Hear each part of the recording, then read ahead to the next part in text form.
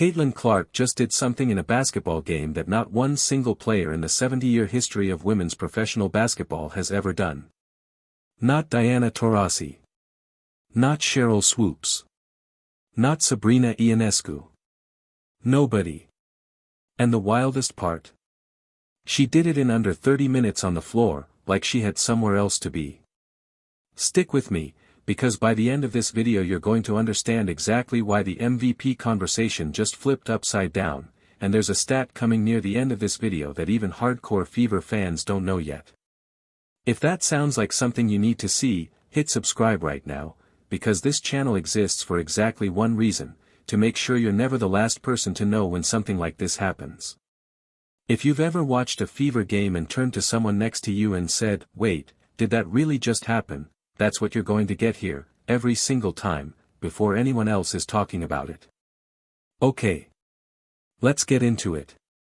Let's start with the number that broke the internet. On July 17th, in a game against the Seattle Storm, Caitlin Clark put up 45 points and 10 assists. 45 and 10. That stat line had never been recorded by anyone in WNBA history. Not a guard, not a forward, not anyone. She did it while playing only 29 minutes, which made her the first player ever to score 40-plus points in a game that short. On the same night, in the very same game, she also became the fastest player in league history to reach 200 career three-pointers, hitting the mark in just 74 games and breaking a record that had stood since Katie Smith set it in 81 games years earlier. Two separate all-time records, one single Friday night in Indianapolis. And here's the part that should give you chills if you actually watched the fourth quarter. Seattle led by 8 points heading into the final period. A lot of guards would have let that game slip away quietly. Instead, Clark scored 16 points in the fourth quarter by herself. Then with the game tied under a minute left, she chased down a Seattle fast break and blocked a layup attempt cold. Seconds later she stepped back from 26 feet and drained the three that put Indiana ahead for good. That's not just a stat line. That's a player deciding, in real time, that her team was not going to lose that game. Now here's where it gets even bigger. Stay with me, because this next part is the stat nobody's talking about yet. For days after that Seattle explosion, Clark and the Fever went on the road to Atlanta to face Angel Reese and the Dream, and this game turned into one of the most talked about matchups of the entire season. Atlanta actually led for most of the night. They opened a third-quarter cushion and looked like they were going to close it out at home in front of their own fans.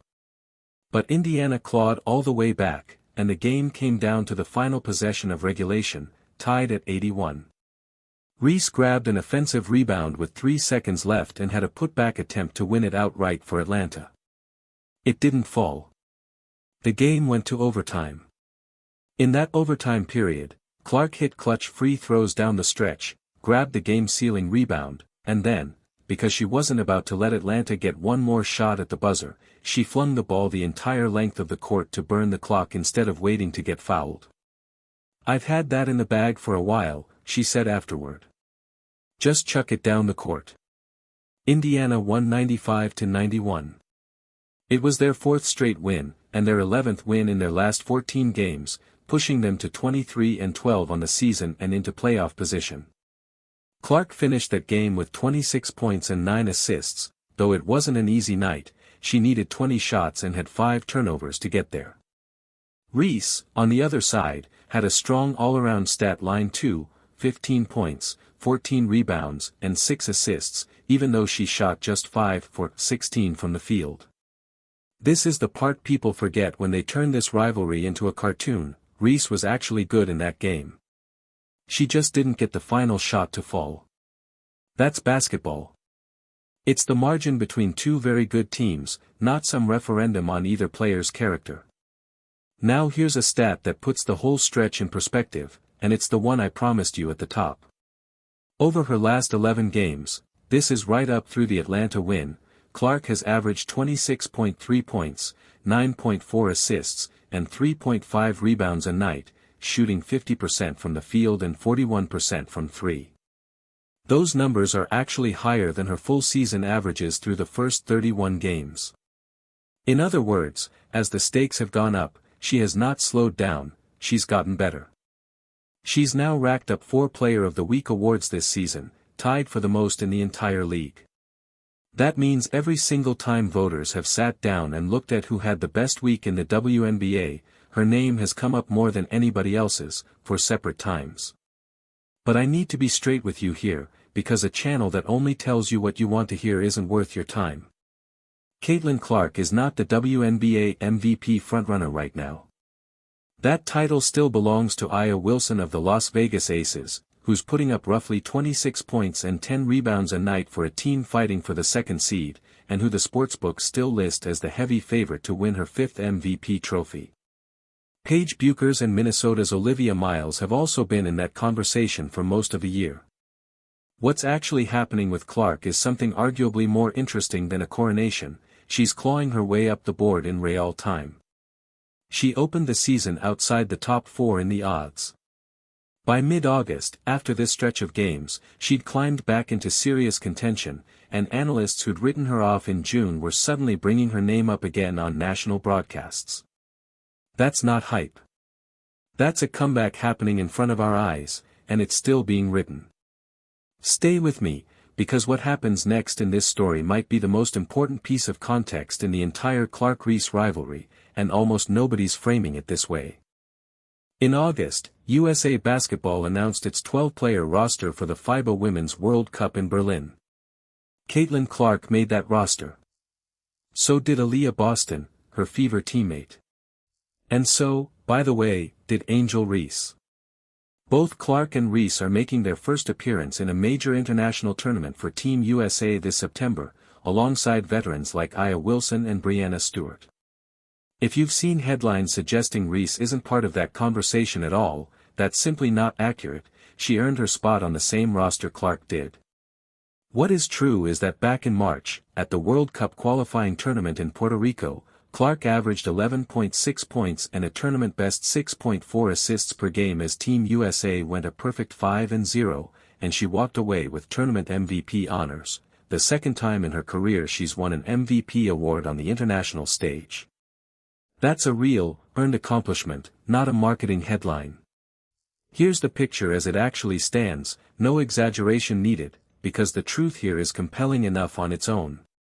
Caitlin Clark is in the middle of the best sustained stretch of her career, putting up numbers that are outproducing her own season averages, breaking all-time league records, and climbing back into a legitimate MVP conversation after opening the year outside the top tier of candidates. Angel Reese is on the same Team USA roster, coming off a game where she nearly won it outright for her team in regulation before it slipped away in overtime.